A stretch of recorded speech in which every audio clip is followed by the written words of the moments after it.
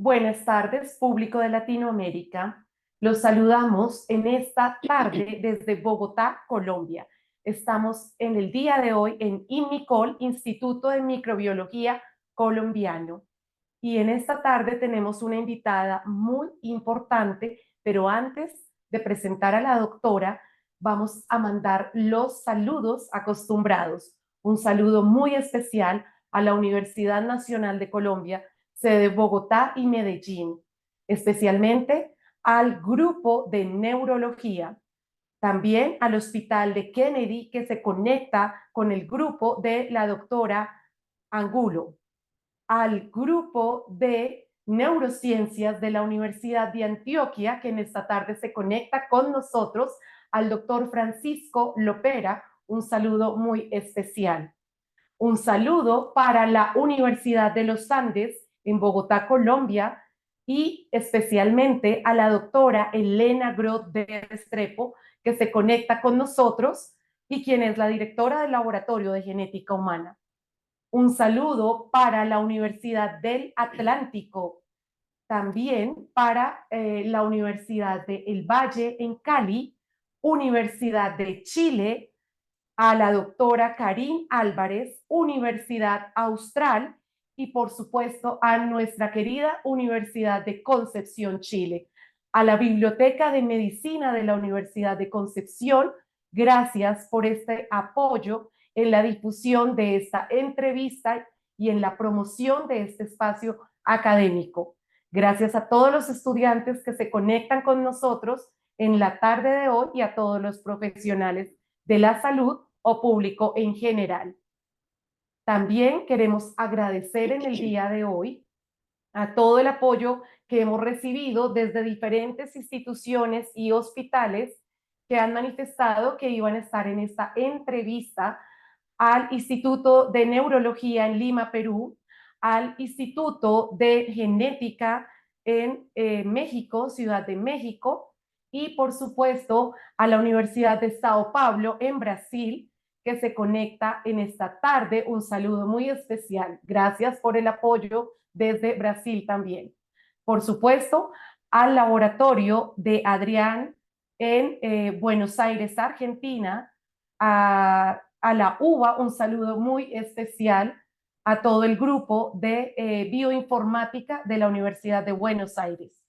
Bueno, espero no haber dejado ningún saludo de lado, y después de haber mandado los saludos, voy a presentar a esta invitada que tenemos el día de hoy, doctora Margaret Ordóñez Smith.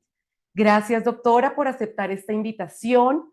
La doctora es hija de un doctor muy importante que era conocido en el ámbito médico como J. Hernando Ordóñez, su padre, un cardiólogo famoso en la Universidad Nacional de Colombia y miembro de la Academia Nacional de Medicina. Recibió el título de comendador y murió a los 97 años, escribiendo su último artículo de cardiología a los 96. La doctora Margaret Ordóñez Smith siguió los pasos de su padre por el área clínica. Doctora, muchas gracias. Tiene usted tantos reconocimientos, tantos títulos, que espero que no se me olvide ninguno. La doctora recibió el doctorado en la Universidad Atlantic International de Estados Unidos, es cum laude en su doctorado, tiene maestría en microbiología en la Pontificia Universidad Javeriana de Bogotá, Colombia. Un saludo para la Javeriana, que también se conectan esta tarde y se me olvidó mandarles el saludo. Una especialización en microbiología e inmunología de la Universidad de Río de Janeiro, Brasil. La Universidad Federal de Río de Janeiro en Brasil. Y además tiene pues su pregrado es en microbiología y bacteriología de la Universidad de los Andes, Colombia. Es directora y fundadora de INMICOL, Instituto de Microbiología Colombiano, desde 1982. Es autora de este libro que tengo acá, que se llama Guías Prácticas para los Laboratorios de Bacteriología Clínica, y el año pasado, en el 2023, se publicó este libro de procedimientos clínicos de microbiología, en el que ella participó, escribió el capítulo 4 de bacterias anaerobias. La doctora ha recibido diferentes menciones y distinciones, dentro de las que se encuentran mención de los 40 años por ser la fundadora y primera presidenta del capítulo de Bioandes Uniandinos. Fue destacada como una uniandina exitosa, microbióloga y bacterióloga que inspira en el 2021. Miembro emérito de la American Society of Microbiology en el 2013. Adicionalmente, es miembro correspondiente de la Academia Nacional de Medicina desde el 2015 y consultora y miembro de varios comités del CLSI. Doctora, ha sido presidenta y vicepresidenta del Colegio Nacional de Bacteriología y pues doctora, tiene muchas más distinciones. Tratamos de resumir los más importantes. Es un honor tenerla en este espacio, doctora Margaret Ordóñez Smith. Doctora, gracias por aceptar esta invitación. Bueno, mil gracias, Ana María, por esa invitación. Me encanta que tú también eres bióloga, ¿sí? Y precisamente ya tienes más o menos una idea de qué es este problema, de todo lo que veamos aquí, ¿sí? Entonces, mil gracias por darme este espacio. Gracias a usted, doctora, por recibirnos en su laboratorio, en este espacio tan acogedor. Vamos a empezar sin más preámbulo a iniciar las preguntas.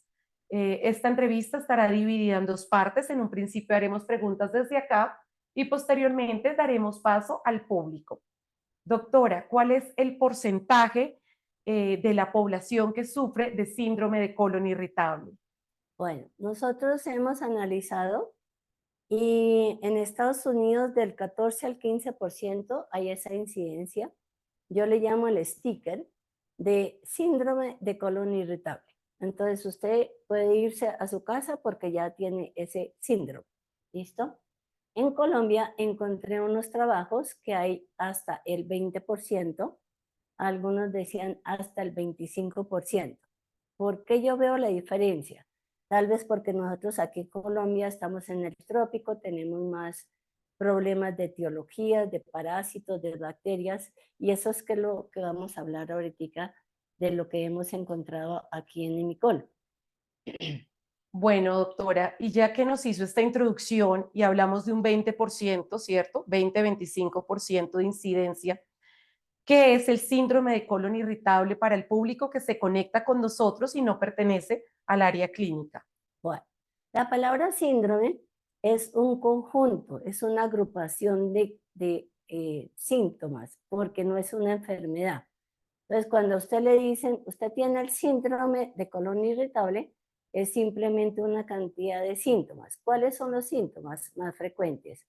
De que de golpe está con diarrea cada ratico, o de golpe le da estreñimiento, le da gases, le da hinchazón, retorcijones, y fuera de eso hay un problema terrible que es de que viven enfermos, entonces hay mucho ausentismo en la parte laboral o de golpe de niños, porque ya ahorita se está viendo eso también en niños. Entonces, eso es un problema porque no tienen una vida regular, entonces todo el tiempo están sintiéndose mal, tienen fatiga. Hay algunas personas que hasta han tenido problemas ya psicológicos porque dicen, no, yo ya no quiero salir de mi casa ni nada porque todo el tiempo estoy enferma. Si voy a un restaurante me enfermo, entonces no quiero ya absolutamente nada y no quieren ni comer nada. Llega también a veces la anorexia, ¿sí? Ya en un extremo, porque precisamente dicen, no, es que todo lo que yo como, todo me sienta mal. ¿Sí? Digamos, Entonces, doctora, disculpe la pregunta, ese es el principal síntoma, o sea, todo lo que la persona ingiere en general le va a sentar mal. sí, porque precisamente tienen tantas etiologías que entonces precisamente todo le cae mal, ¿sí? Y como ya le han dicho en su consulta médica, le han dicho, usted tiene síndrome de colon irritable, entonces yo digo que tiene un sticker acá. El sticker es, usted tiene, y entonces como quien dice, aguántese. Hay diferentes síntomas. No todas las personas tienen, ¿cierto? Los mismos, la doctora decía, algunos tienen diarrea, otros pueden tener estreñimiento. Siempre se inflama esa parte del intestino grueso. Se supone que, como dice la palabra, Sí, irritable es porque irritable. está irritado, o sea que hay una inflamación. Pero esa inflamación, ¿qué la causa? Entonces, nosotros acá en Nicole lo hemos encontrado que la mayoría de esas irritabilidades han sido por bacterias, por hongos y por parásitos. Realmente los virus no. ¿Qué patógenos, doctora, son los más frecuentes que encuentran acá en el laboratorio? Bueno, nosotros hemos encontrado es, por ejemplo, un extranjero vino y me dijo, yo he viajado por muchos lados, me han hecho estudios en México, Perú, España, por todos los lados, ¿sí? Y entonces, pero no me encuentran nada, me he adelgazado, eso es otro de los síntomas, que a veces pierden peso. Entonces yo le dije, ¿y qué le han hecho? Me dijo, no, me han hecho que los coprológicos, que cultivos, pero no me encuentran nada que es lo que tengo. Entonces yo le dije, hágame un favorcito, siéntese y yo en media hora le puedo decir a usted que veo yo acá en el microscopio, porque un coprológico es muy sencillo, simplemente es una lámina, una solución salina, un rubol y podemos detectar al microscopio de uno de los parásitos. Entonces, pero yo sí me demoro media hora en analizarlos o de 15 a media hora, depende de lo que yo vea. Entonces, cuando de golpe le encontré al señor, no, pues solamente usted tiene 5 parásitos diferentes. Me dice, ¿cómo así? Le dije, sí, señor, usted tiene 5 parásitos diferentes. Entonces me dijo, bueno, ¿y qué más estudios podemos hacer? Le dije, bueno, pues si usted quiere, hacemos un estudio de buscar bacterias. Sí, porque ahorita hay análisis que se detectan la parte de DNA, ¿sí? Entonces yo le dije, pues bueno, miremos a ver, hay los anaerobios estrictos, los aerotolerantes, los facultativos, los microaerofílicos, los aerobios, y eso más o menos son 18 enteropatógenos que puede estar en el intestino, ¿sí? Entonces busquemos a ver qué encontramos, ¿sí? Y fuera de eso, yo les recomiendo los hongos. ¿Por qué? Porque cuando a la persona le han dado mucho antibiótico, nosotros tenemos una balanza de bacterias y hongos, pero cuando le han dado tanto antibiótico, se disparan los hongos.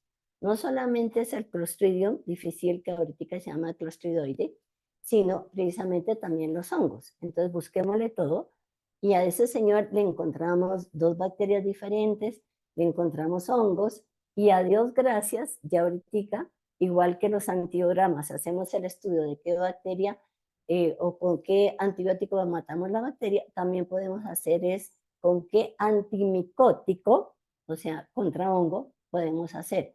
Entonces, hacemos la prueba de sensibilidad también porque ahorita ya está dando mucha resistencia a los antimicóticos. Hay Entonces, resistencia a los hongos. sí, y entonces él quedó feliz porque después nos comunicó y me dijo, ya estoy mucho mejor, le agradezco muchísimo, ¿sí? Entonces, eso yo dije, pues, o sea, eso creo que hay que publicarlo, porque yo pues lo he estado haciendo desde hace 42 años, pero realmente no me había puesto a que lo tengo que publicar, lo tengo que comunicar, porque pues siempre era que llegaban acá que con el colon irritable y entonces se mejoraba un paciente o los 2 o 3, pero dije no, a esta vez sí lo quiero hacer y desde el año pasado comenzamos a hacer la tabulación para presentar un estudio con una estudiante muy querida que tengo acá hace 2 años, se llama Valentina Medina, ella es bióloga de la Universidad de Bosque y entonces ella es muy inquieta también y entonces estamos haciendo todas estas tabulaciones para poder ayudar a los pacientes, ¿sí? Y gracias que BioAndes apareció y la Universidad de Chile la invitación para que hagamos esta conferencia y que mucha gente se entere de que no tiene que andar con el sticker de síndrome de colon irritable. Doctora, entonces, ¿es posible un buen tratamiento cuando se sabe cuál es el parásito o la bacteria o el hongo que tiene la persona? ¿Cierto? ¿Es posible hacer un tratamiento dirigido para el microorganismo? Sí. Yo soy muy de hacer tratamientos veraces. ¿Qué es la diferencia entre un empírico para las personas que no son de salud? El empírico es, llega y va a la consulta y le dice tómese XXX porque hay unas guías, sobre todo en Estados Unidos es muy frecuente las guías, y entonces dice, si usted tiene estos síntomas, tómese tal, si tiene esto, pero realmente no. El empírico tiene el problema que no sabemos si nos va a obrar, porque tanto una persona de X edad o de X raza puede tener más sensibilidad o más resistencia a X antibiótico o antimicótico o antiparasitario. Entonces, ¿qué es lo ideal? Saber a ciencia cierta qué es lo que tiene. Y entonces, por ejemplo, a mí me llegan unas órdenes muy lindas de muchos médicos y resulta que me dicen, solo en Imicol hágase los exámenes. ¿Eso qué quiere decir? Que confían plenamente en que yo les digo qué es lo que tiene ese paciente y por eso ellos van a ayudar al paciente y de esa manera, ¿qué hace uno como paciente? No es que ese doctor, si es una maravilla, me curó. Eso es lo que todo el mundo buscamos. Tanto el médico quiere eso, que los pacientes estén agradecidos, y yo como microbióloga y bacterióloga me encanta encontrar qué es lo que tiene. Algunos pacientes cuando aquí llegan, yo siempre estoy muy inquieta y les digo, ¿qué tienen? ¿Qué síntomas tiene usted? Ay, no, doctora, pero usted sí pregunta demasiado. Entonces yo le digo, es que es para ayudarle, porque si usted me dice, es un control de tratamiento, entonces, ¿a qué tratamiento le hicieron? Si es un control de rutina, entonces, siente algo? ¿Qué le han dicho o qué? Entonces es importante. ¿Por qué? Porque hay bacterias que crecen muy rápido, imagínense Ana María, y hay otras que no. Que los anaerobios se demoran hasta 10 y 15 días, esas son las normas de microbiología.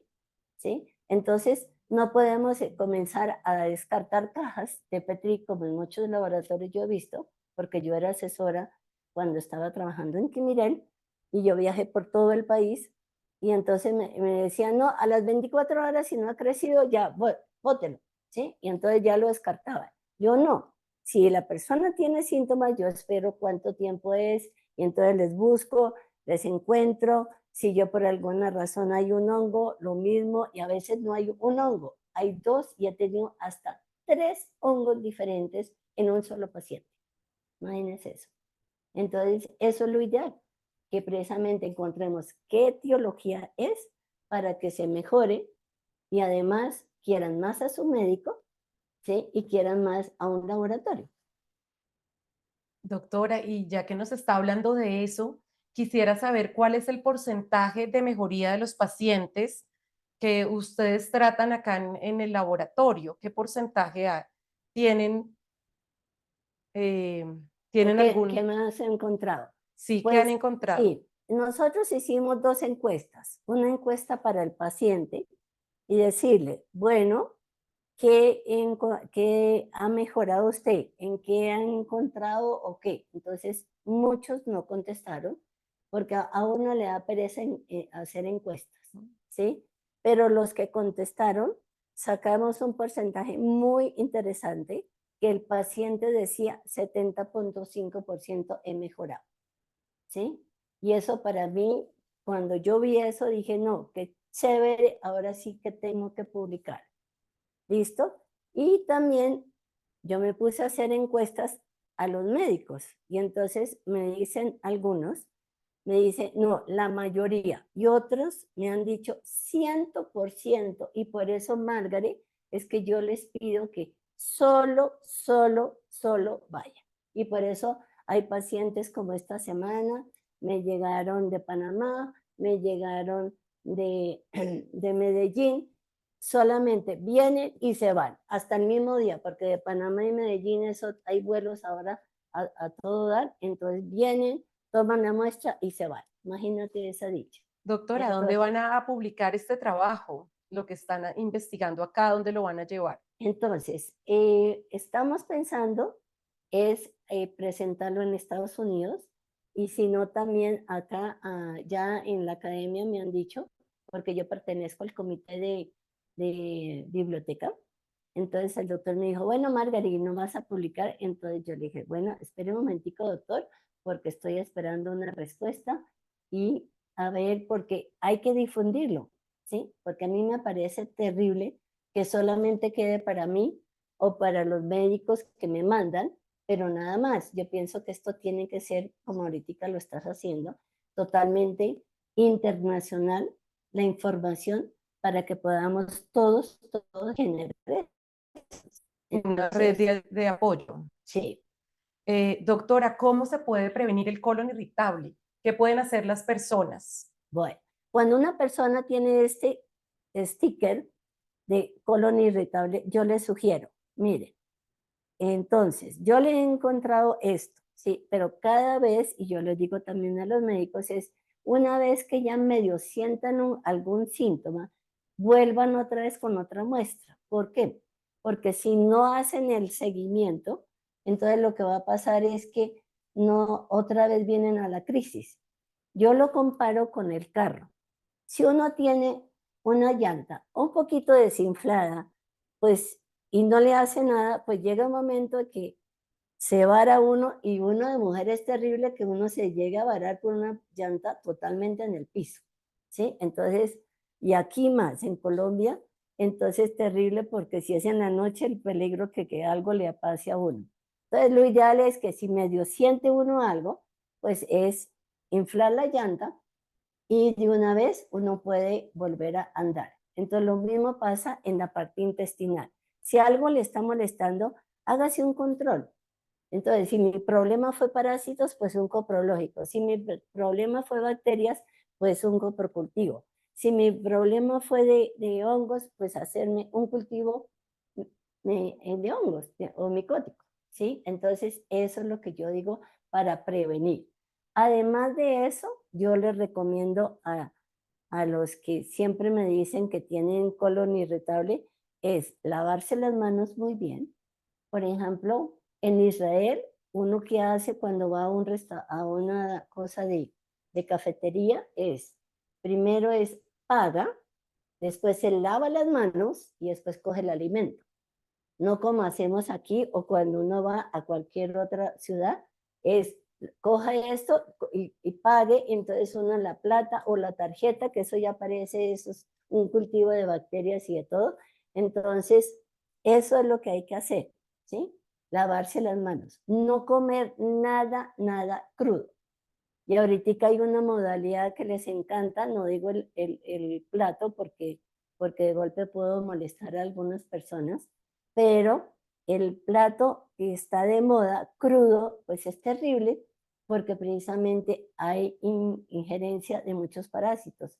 Yo me acuerdo mucho que yo tuve mi primer paciente con una chistosoma y yo decía, pero si eso es del Asia, ¿cómo es posible? Y entonces me puse a mirar y claro, hay unos productos que vienen de por allá, nos los traen acá y como no los cocinan, entonces vénganos en tu reino. Y entonces ya tenemos problemas de parásitos hasta asiáticos, no solamente del trópico, sino de asiáticos, ¿sí? Entonces eso es el problema. Entonces lavarse muy bien las manos, eso, y pues de lógico comer pues saludable, ¿no? No comer en la calle, la fritanga, el... Porque, por ejemplo, cuando yo iba a Toro, yo comía todo cuando salía allá afuera, ¿sí? Eso era delicioso. Pero eso es un problema cuando uno no tiene que lo que uno va a comer es higiénico, ¿sí? Entonces, eso es lo ideal para prevenir. Doctora, y me llamó mucho la atención al entrar a Inicol ver este microscopio, porque en mi época de estudiante nunca vi un microscopio con Wi-Fi.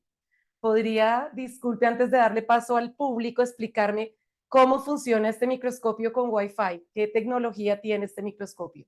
Bueno, resulta que este microscopio es una belleza porque la persona me puede poner aquí la lámina, me puede enfocar, me puede correr el carro para las que son colegas.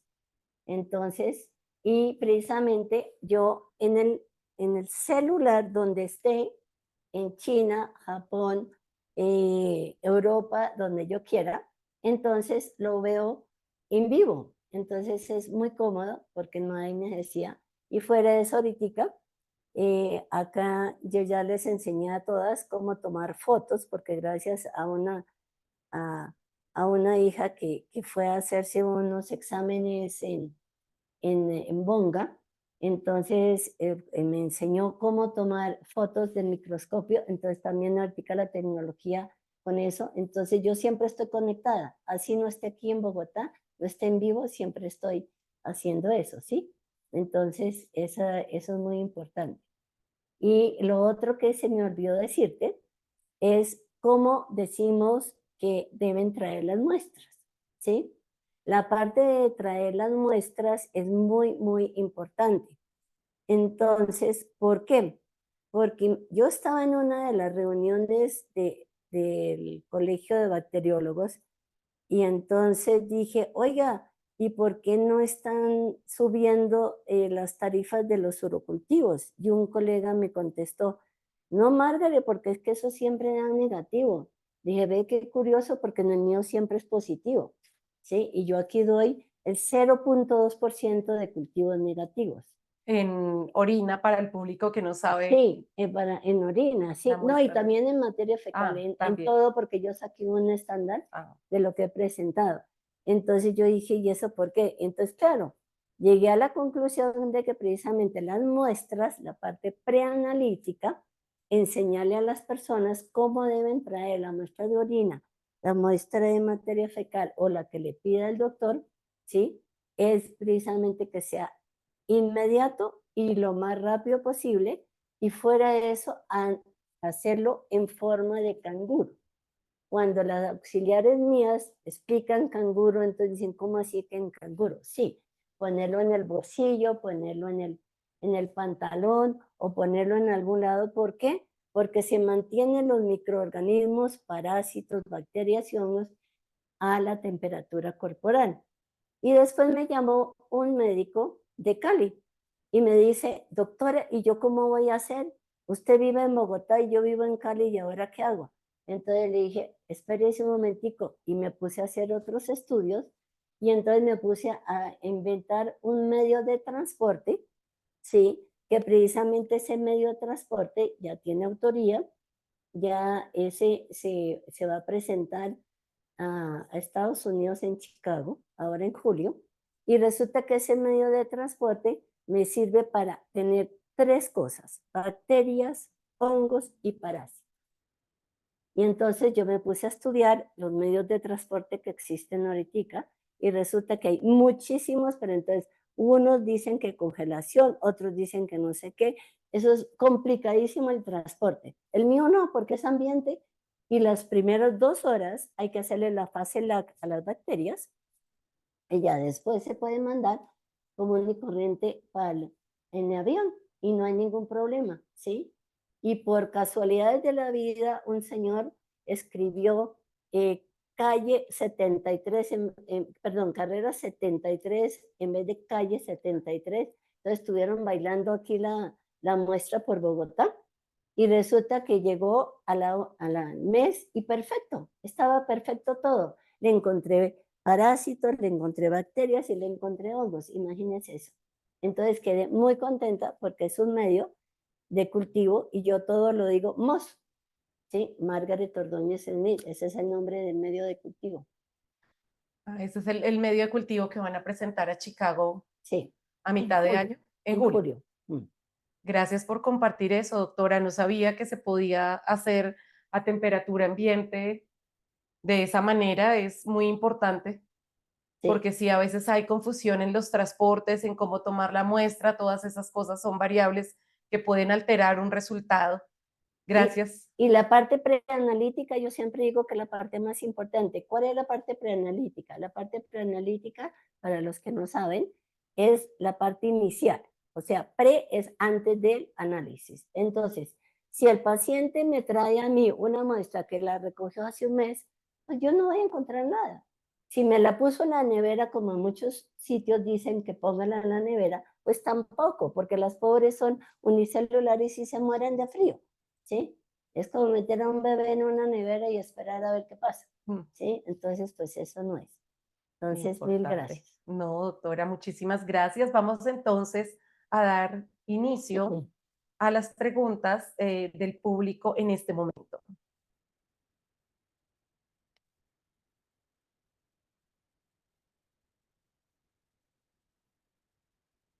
Otra pregunta que nos hacen: ¿cómo puede afectar el estrés diario a las personas con síndrome de colon irritable? Bueno, el estrés es algo que se dice, pero no está 100% que digan que así es. Entonces, el estrés tiene una relación de que la persona está nerviosa y hay más evacuaciones, pero no se puede relacionar 100% porque no hay ningún estudio. Estuve mirando por todos los lados y se dice que hay alguna correlación, pero no se puede decir a ciencia cierta de que eso es así. Hay sí síntomas de que cuando, por ejemplo, la persona está nerviosa, le da más ganas de ir al baño y hace deposiciones, pero no se puede decir que el síndrome de colon irritable esté 100% asociado con el estrés. Gracias por la aclaración, doctora. Escuchamos la siguiente pregunta. Dra Margaret, en su excelente trayectoria y experiencia, ¿usted considera si hay fortaleza o debilidad para el diagnóstico de colon irritable en los programas académicos de microbiología y bacteriológica en Colombia? Sí, lamentablemente yo solamente encontré un trabajo del Instituto Nacional de Salud en el cual han trabajado con Campylobacter. Nosotros tuvimos una incidencia de Campylobacter del 64.1%, por ejemplo, y resulta que el Campylobacter, primero que todo, es una bacteria microaerofílica. Yo la conocí desde hace ya exactamente 50 años cuando fui a Oxoid, que son medios de cultivo ingleses, y ellos sacaron el medio de cultivo selectivo Campylobacter y Yersinia. Cuando yo fui allá, yo decía, no tengo ni idea de Campylobacter. Y cuando yo llegué acá, el doctor Plata Rueda, un gran médico, gran pediatra, le dije, doctor, a mí sí me gustaría detectar el Campylobacter, porque, pues, o sea, en Inglaterra se ve mucho y resulta que no solamente produce diarrea, produce artritis, produce hasta muertes, entonces a mí me parece terrible, ¿sí?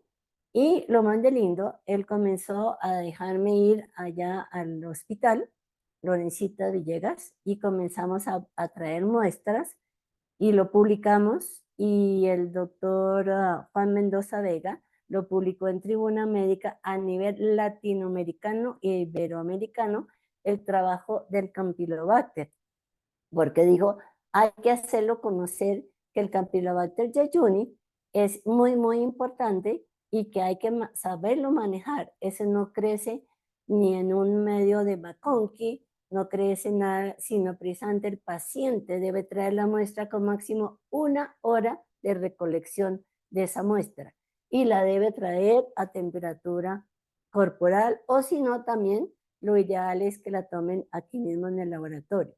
Entonces yo pensaría, doctor o doctora que me están hablando o preguntando, es de que precisamente ojalá que todo esto que yo estoy haciendo lo haga no solamente IMICOL, que lo hagamos todo a nivel mundial, porque esa es mi meta, que se conozca a nivel mundial, que la parte preanalítica de las muestras deben ser recogidas y traídas, uno, en frascos estériles, porque a veces me han llegado en mayonesa, mermeladas, etcétera, etcétera, en unos recipientes que no son adecuados, y fuera de eso, que la persona lo lleve al laboratorio, y yo insisto que el mismo laboratorio, por ejemplo, a nosotros llega la muestra, inmediatamente sigue en, ese, en esa vía de que sea a 37 grados y se procesa lo más rápido posible. Por eso ahorita yo tengo muy buenos auxiliares que me montan eso rápidamente para que uno esté en el microscopio y lo pueda analizar. Porque, por ejemplo, la yardia se muere muy fácil. Y sin embargo, en mi medio de transporte, el que yo inventé, dura hasta 7 horas. Eso es una belleza. Pero sí, claro, cuando ya me la traen de otro país y todo eso, a veces yo veo los cadáveres, pero ya no se ve el movimiento. ¿Listo? Entonces yo pensaría que sí hay que hacer más estudios, más guías a nivel, yo creo que no solamente Colombia, sino a nivel mundial. Porque yo voy ahorita estuve el año pasado en Johns Hopkins, en la parte de microbiología, y sí, las muestras llegan de mucho tiempo, pero no llegan nunca en temperatura corporal. Gracias por la aclaración. Escuchamos la siguiente pregunta.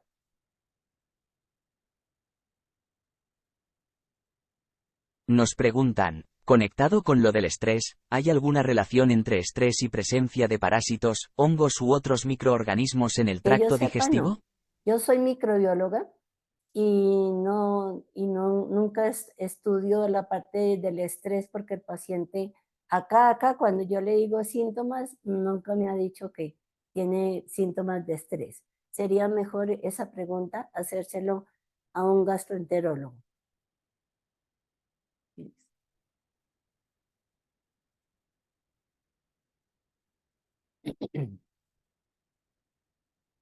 Nos hacen la siguiente pregunta desde el público. Ante el diagnóstico de colon irritable, confirmado por microbiología, ¿estos pacientes pueden presentar dolor articular múltiple asociado? Sí, ¿Por qué? como les decía, no solamente el Campylobacter produce este problema, y ahorita tengo una pacientica que 42 años y llega y me dice, doctora, ya estoy desesperada, no puedo caminar, no puedo hacer nada. Entonces le dije, bueno, muéstreme qué le han hecho, ¿no? Solamente un coproscópico. Y en mi coproscópico yo informo también el GRAM. ¿Por qué informo el GRAM? Eso es autoría mía. Nadie más lo hace. Porque precisamente el Campylobacter, a Dios gracias, tiene una estructura muy bonita, curva, y resulta que la podemos ver en un GRAM. ¿Qué es un GRAM? GRAM es una coloración que la podemos detectar aquí a 1000 veces el ojo humano, o sea, a 100. Y resulta que esa, ya le puedo yo decir, es dudoso o es negativo. Y ella tenía dudoso. Y le dije, bueno, ¿y ya le hicieron cultivo de Campylobacter? Me dijo, no, doctora. Bueno, le hice el cultivo. ¿Y cuál la belleza? Digo yo belleza no para tenerla. Lleno de Campylobacter. Le hice el antibiograma a ese Campylobacter porque cuando yo lo aprendí en Inglaterra era solo sensible a eritromicina. Ya no. Ahorita está todos los antibiogramas que yo hago a Campylobacter, todos son resistentes. Entonces, ¿qué hago? Yo les digo, mínimo hay que estudiar 4 o 5 antibióticos diferentes y hagámosle ese estudio del antibiograma. Que antibiograma, como los que no saben, es antibiótico y grama es estudio, o sea, el estudio de qué sensibilidad, si le sirve o no le sirve para esa bacteria. Y la Yersinia también produce esos problemas. Y esta pacientica tenía ese Campylobacter y ya después de un mes la llamé y le dije, ¿cómo se siente? Y me dijo, uy, doctora, otra, totalmente otra, ya camino, ya esto, todo. Le dije, sí, porque usted tiene 42 años, tiene un esposo muy querido, porque era preocupado por ella todo el tiempo, y fuera de eso usted tiene 2 hijas. ¿Cómo va a ser que ya usted con toda esa juventud va a estar así de que ya no puedo caminar, ya no puedo hacer nada? Y todo era por el Campylobacter. Imagínese esa belleza. Doctora, ¿esa bacteria Campylobacter es la que usted decía que se asocia a artritis también? ¿La misma de la La artritis? misma. Y nosotros, imagínate, encontramos el 64.1% en 211 pacientes. Altísima. Altísima. Y en el Instituto Nacional de Salud, que me puse ayer a mirar, ellos han encontrado un 25% en el instituto, ¿sí? Disculpe. Yo trabajé en el instituto 2 años y 8 meses con el doctor Miguel Guzmán, ¿sí? Y precisamente allá no hacíamos Campylobacter, en mi época no se hacía, ¿sí? Y entonces a mí me parece muy importante que se haga, como te digo, a nivel internacional, a nivel ¿Y mundial. la Campylobacter se puede hacer la prueba si alguien tiene problemas de artritis también? O sea, no que llegue por colon, sino por artritis. Pues, o sea, casi siempre, al otro día había una señora ya con bastantes los deditos así, y entonces yo le dije, ¿por qué no me hace un favor? Regáleme su materia fecal. Yo quiero saber si usted todavía tiene el Campylobacter. Pues, ¿cómo te parece que sí le encontré? Sí le encontré. O sea, ¿qué se puede hacer en Yo pacientes pienso que sí, sería muy bueno hablar con los reumatólogos y con decir, bueno, artritis? pacientes que ustedes dicen que son artríticos y que no los Hacerles encuentren ni nada de eso, sí, no esperar a que estén con sus torcido. deditos así súper mal o que ya no puedan caminar o que estén en silla de ruedas, entonces yo pienso que sería muy bueno, ¿sí? Muy Pero sí hay importante. bacterias que producen esos problemas de polimialgia y todo eso. Ujú. Y que de pronto a veces falta estudios clínicos para llegar a una conclusión más precisa o a un tratamiento más dirigido. Sí, yo pienso que la academia es muy importante que cambie, que busque casi siempre la microbiología a nivel de cultivos, porque ahorita a mí me da mucha tristeza cuando yo voy a mis congresos de la American Society o de la Advance, esto, o del CLSI, todo ahorita es nuclear, pero resulta que la parte nuclear no es todo, porque no les dice con qué lo matan. En cambio, nosotros en cultivos sí decimos con qué lo pueden matar. Entonces, eso es la gran ventaja, ¿sí? Claro, un tratamiento dirigido. Un Es, tratamiento eficaz y y, real. y real. Gracias, doctora. Escuchamos la siguiente pregunta del público. Nos preguntan, ¿cómo se siente el dolor de colon irritable? El síntoma del colon irritable, como lo decía inicialmente en la conferencia, hay problemas de, algunas personas dicen que tiene unos días diarreas, después viene el estreñimiento, que tiene hinchazón, que tiene gases, que tiene flatulencia, que tiene mucha fatiga, que está cansado. Em, Eso es lo que ellos dicen que es lo que tiene, y eso es lo que se ha descrito como el sticker, que yo digo, insisto en el sticker de síndrome de colon irritable. No incluye cólicos ni nada de eso. Sí, cólicos por Ah, los parásitos. Sí, cólicos muy también. bueno, se me olvidó.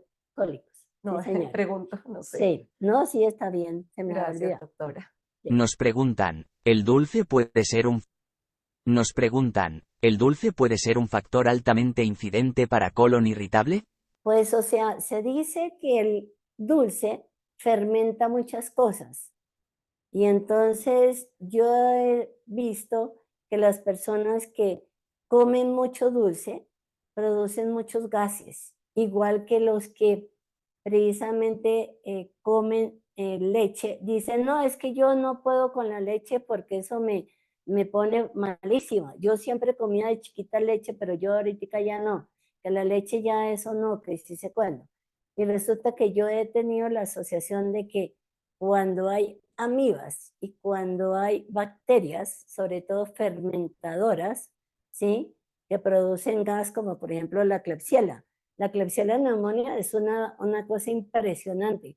Uno llega y pone un tubo que se llama con medio de cultivo TCI, o sea, triple hierro azúcar. Eso, mejor dicho, el gas sube como si fuera casi un Clostridium perfringens, mejor dicho. Es un gas espantoso y eso mismo le produce a las personas, ¿sí?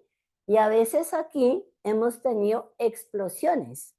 Llega la persona en canguro con su muestra, ¿no? Y menos mal siempre se le advierte, por favor, en una bolsita y todo eso, cuando el golpe ya se ha rebasado del gas que tiene, eso, ¿sí? Entonces, eso yo creo que tiene que tener con el dulce por la fermentación.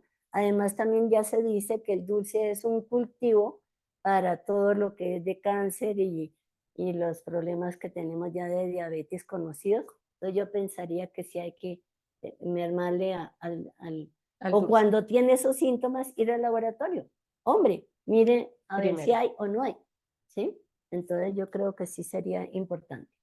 Gracias, doctora. Escuchamos la siguiente. Nos hacen la siguiente pregunta. ¿El síndrome de colon irritable puede desaparecer de un momento a otro? El, co- el,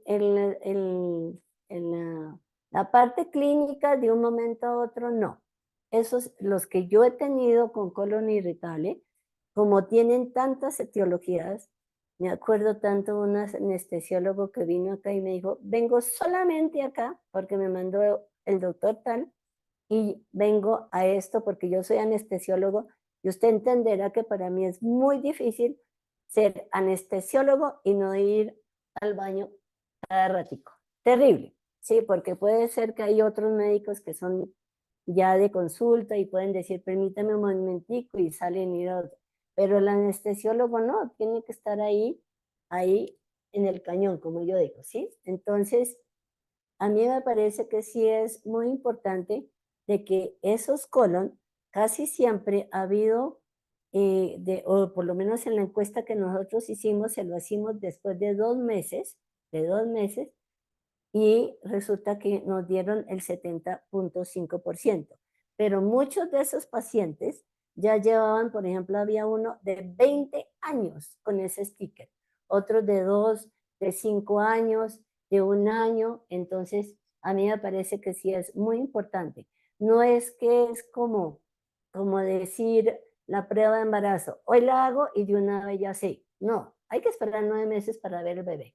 Entonces lo mismo es con el síndrome. Sabemos que tiene, hay que hacerle el tratamiento y vamos a ir mirando cómo va, pero un 70.5 es algo significativo en Sí. pacientes, porque yo quise hacer la encuesta, o lo hicimos con Valentina, fue precisamente a pacientes, cómo se sentían y si hubo mejoría o no, y en los diferentes síntomas. Sí. Gracias, doctora. Escuchamos la siguiente.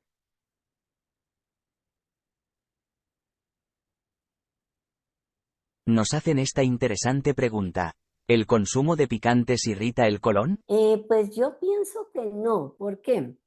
Porque si usted va a México, todos los niños comen chicle con picante, ¿sí? Entonces, que hayas algo escrito que se diga que el picante es el colon irritable, no creo, no creo.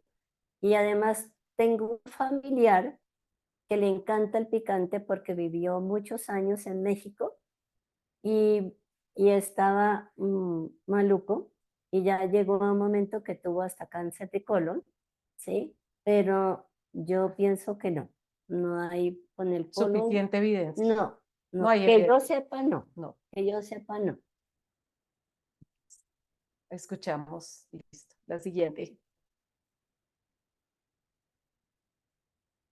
Tenemos otra pregunta. ¿Por qué comiendo el mismo alimento puedo tener un acceso diarreico y otras veces no? Bueno, eso depende de lo que en ese momento tenga usted. ¿Por qué? Porque supongamos que yo le he visto de que tiene amibas, de que tiene bacterias, tiene X cosas. Entonces resulta que hoy, y yo por eso digo, y les digo a los pacientes que a veces es importante el seriado. ¿Qué es el seriado? Es mirar si todos los parásitos están en gran cantidad el mismo día. Y hay un gastro que, por ejemplo, le gusta muchísimo remitirnos el seriado. Seriado es 3 muestras de 3 días diferentes. ¿Y por qué? Porque los parásitos son iguales que la gallina. Yo fui de chiquita muy campesina y me encantaba cada vez que cantaba una gallina. Entonces, ¿es por qué? Porque no, las gallinas no ponen huevos todos los días. Entonces pasa lo mismo con los parásitos. Uno coge ese coprológico y no todos los días hay esos mismos parásitos. Entonces yo pensaría que así sea el mismo alimento que ustedes coman, pero dependiendo de que si ese día tiene más cantidad hay más multiplicación de, no sé, de el que usted quieran, ascaris o lo que sea, entonces cambia la circunstancia, ¿sí? Entonces eso es lo que yo asociaría. Gracias, doctora. Escuchamos la siguiente.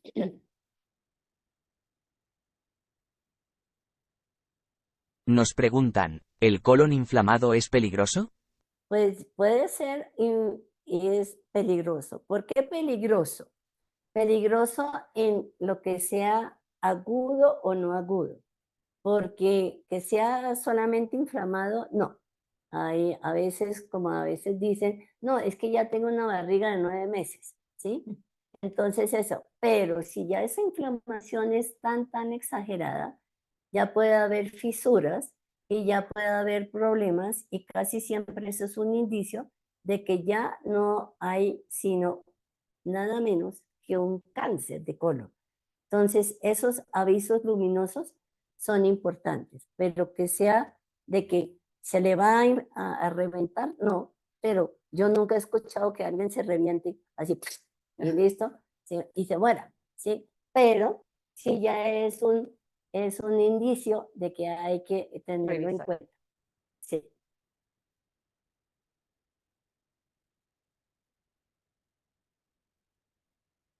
¿Cuántos exámenes debo hacerme para tener certeza de tener síndrome de colon irritable?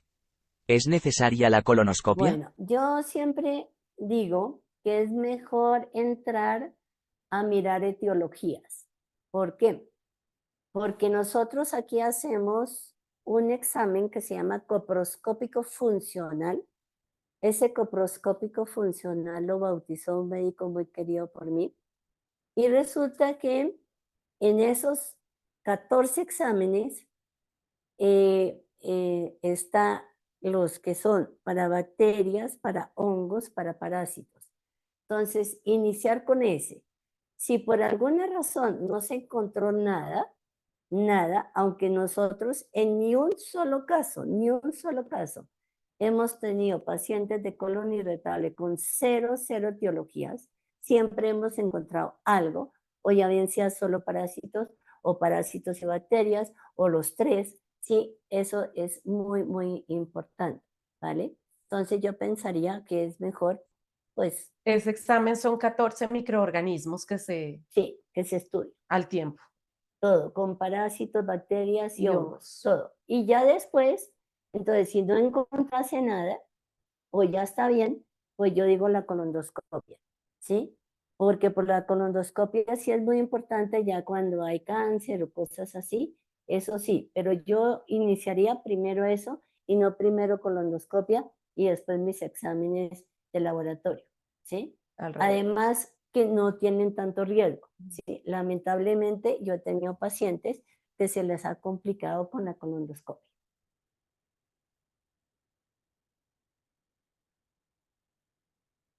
El colon irritable puede variar el porcentaje de micropatógenos, bacterias predominantes en una semana y a la otra hongos. Sí, claro.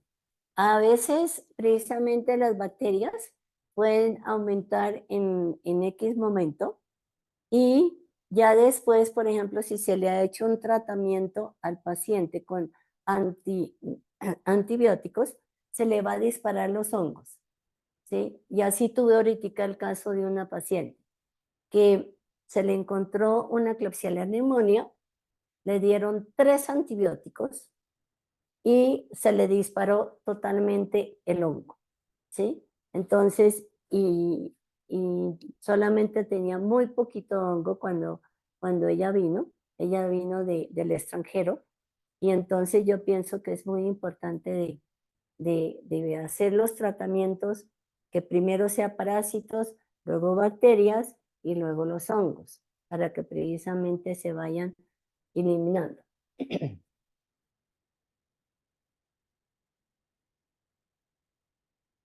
Nos preguntan, ¿qué no comer con colon irritable? Con el colon irritable, como si está en crisis, ¿sí? Siempre es dieta blanda, aunque yo, vuelvo y repito, no soy médica, yo soy microbióloga. Entonces, siempre se dice que mucha agua, todo cocinado, nada crudo, ¿sí? Y ojalá sopitas. Es lo ideal porque si le mete grasa, le mete fritos, entonces ya vienen los problemas. Y ojalá que esté todo ya en sopa, o sea, triturado para que precisamente el colon pueda hacer sus absorciones y todo eso, pero eso es mejor esa pregunta para un gastroenterólogo.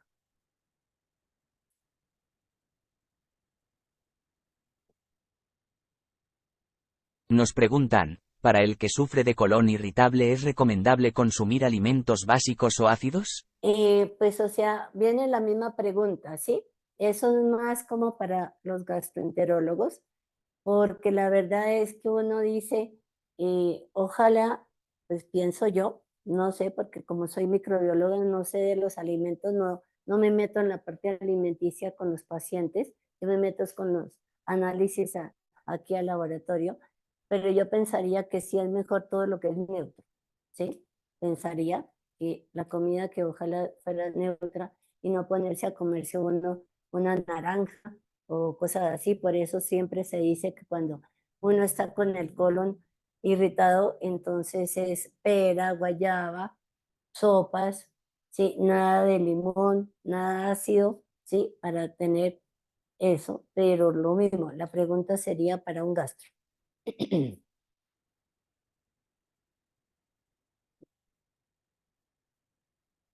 Nos preguntan, ¿por qué si la imagen colonoscópica muestra un colon muy limpio, el gastroenterólogo diagnostica colon irritable? Eso sí es que llama la atención, porque la verdad, vuelvo y repito, yo no hago colonoscopias, no leo colonoscopias, ¿sí? Entonces, pues, sí me llama la atención de que les digan, pero yo sí les puedo decir algo que me pasó la semana pasada. Una paciente hace ya 2 años o 3 años, muy joven, que no, que es que yo tengo gastritis, que yo tengo Helicobacter pylori y todo eso. Y resulta que le hicieron la endoscopia, todo eso, y le mandé el medio de transporte, eh, y resulta que no había el Helicobacter. Sí había una bacteria, urea positiva. Y esa niña quedó súper agradecida porque precisamente le estaban haciendo un tratamiento con otra cosa y lo que ella tenía era una pseudomonas cepacia que produce urea positiva y se le hizo el antiograma y se le dio que es. En la misma línea fue también un señor, 20 años, haciéndole un tratamiento por Helicobacter pylori y resulta que tampoco era Helicobacter, otra bacteria como la Serratia, que tenía también urea positiva y le hice el tratamiento y esto me llamó el señor y me dijo, qué dicha que yo ya no tengo nada, absolutamente nada, ¿sí? Esta niña pues todavía no sé si ya la doctora le habrá hecho su tratamiento, pero él sí ya es un paciente ya de bastante tiempo, ya hace unos 10 años que le hice eso y ya la última vez que yo lo llamé, como hace unos 5 años, me dijo, qué delicia, que yo ya no tengo nada. Y era precisamente porque no le habían hecho un estudio microbiológico de cultivo en la endoscopia. Entonces, no sé las colonoscopias porque no es mi campo. Gracias, doctora. Vamos pasando las últimas preguntas, sí. Nos preguntan, ¿es necesario consumir alimentos sin gluten cuando tengo colon irritable? Eso es lo que está de moda ahorita.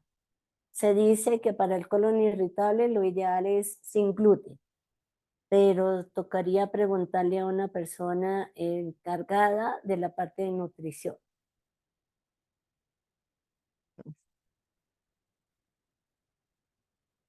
Nos hacen una última pregunta del público. No sé si nos pueda hablar un poco de la composición del medio que usted desarrolló y del que acaba de hablar en la entrevista. Bueno, el medio de cultivo de transporte es un medio en un tubo líquido que tiene muchísimos enriquecimientos y ese enriquecimiento tiene precisamente para que viva las bacterias, hongos y parásitos. ¿De qué se compone? Yo se lo diría cuando Coca-Cola le dé la fórmula de cómo es la Coca-Cola.